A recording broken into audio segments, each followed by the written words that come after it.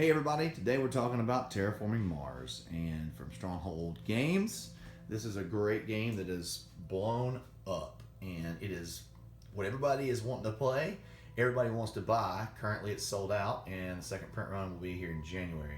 This game is a lot of fun. If you like Euro, engine building awesomeness, this is going to be right up your alley. So, the overall theme of the game is we're different corporations, we're terraforming Mars, and we're trying to raise three particular things so that you can have an in-game winning effect. So you've got oxygen that you're trying to get to 14%, you've got a temperature gauge that you're trying to get up to 8 degrees Celsius, and you've got these 9 ocean tiles that represent 9% coverage of the planet that you're trying to get out so that you can terraform Mars. Once all three of those are done, that's when the end round happens and you go on to scoring.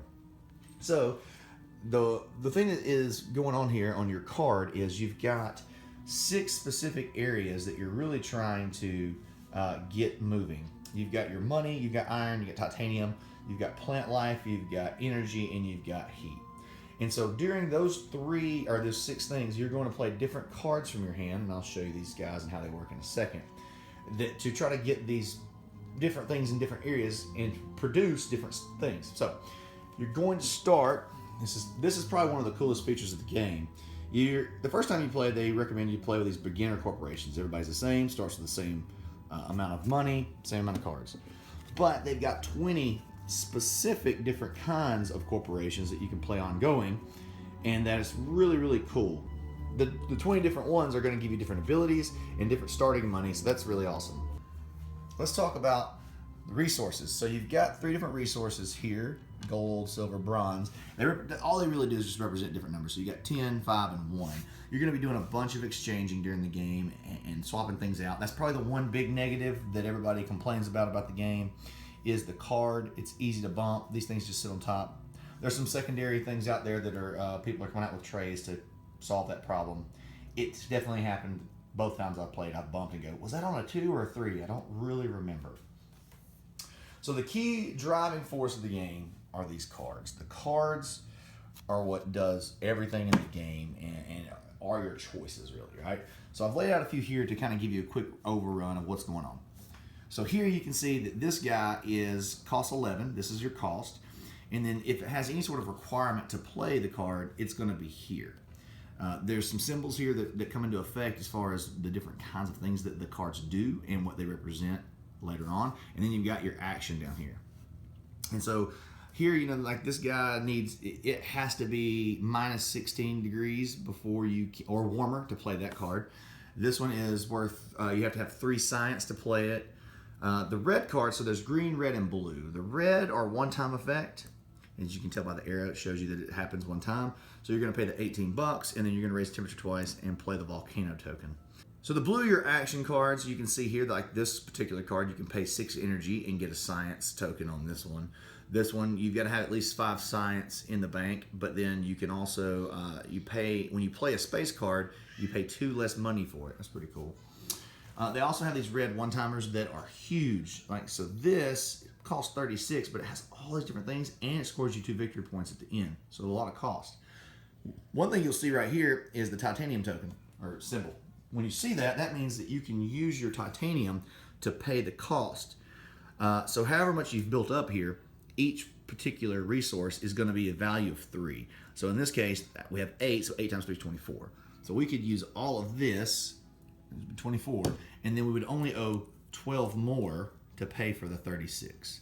So you're going to have a lot of little neat things like that you can do going on to pay for things and build your engine. As you can see, here's a couple more cards I've laid out for you to see. You can play cards that raise everything. It really does all kinds of different things. This, you can do there's some take that in the game. You can do some stealing and some destroying of other people's goods. It's not heavy, but it is a part of the game for sure. One thing I would point out that we messed up on is, so when we were getting ready to produce each round, you go through and wherever your token's at, like, oh, I made one of those, I made one of these, I got 1 plant, I convert my energy to heat, and then, I make 1 more, and then I make another heat, right? So you do that, you go through. We were actually, the first time we played, We thought this was adding to our terraforming rating.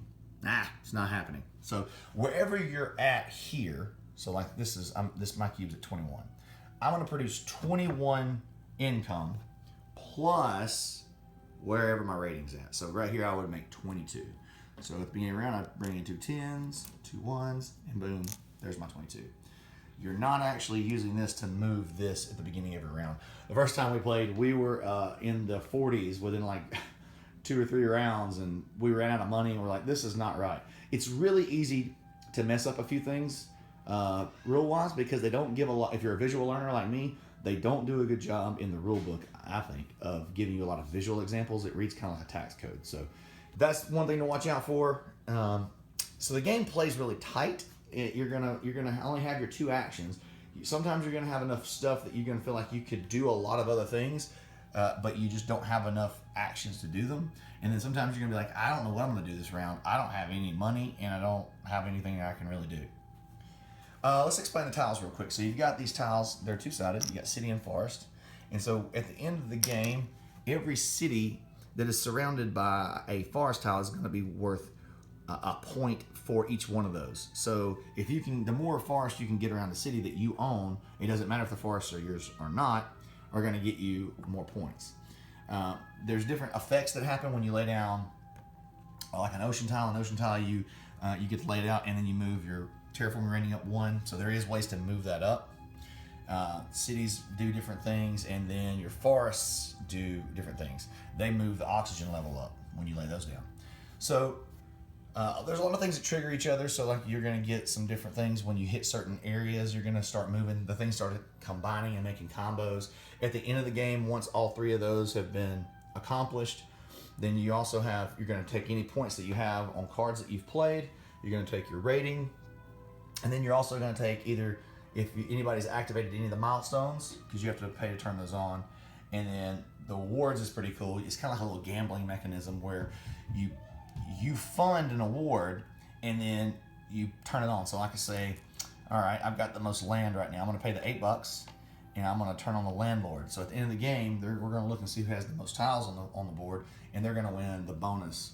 But even though I'm the one that funded it, doesn't mean that I'm automatically going to win it. Like I have to actually win that category. So that's pretty fun. You could let somebody else turn it on and then try to go get it, take it away from them. The game revolves around drafting and playing of these cards, and there is a ton of cards with a ton of options. So I think you could play this between the cards and the 20 different corporations with their special powers. This game is going to have a lot of replayability. You're going to be able to get a lot of, and it plays up to 5, and you can play it solo. And I've played the solo a couple times, and it's really hard. It's not a cakewalk, which is what you want. So I highly recommend Terraforming Mars. I believe that's a big reason why it's going to be at the top of a lot of people's list for Game of the Year, and as a reason it sold out its first printing. So guys and girls, this is Terraforming Mars from Stronghold Games. Check it out if you get a chance. See you next time.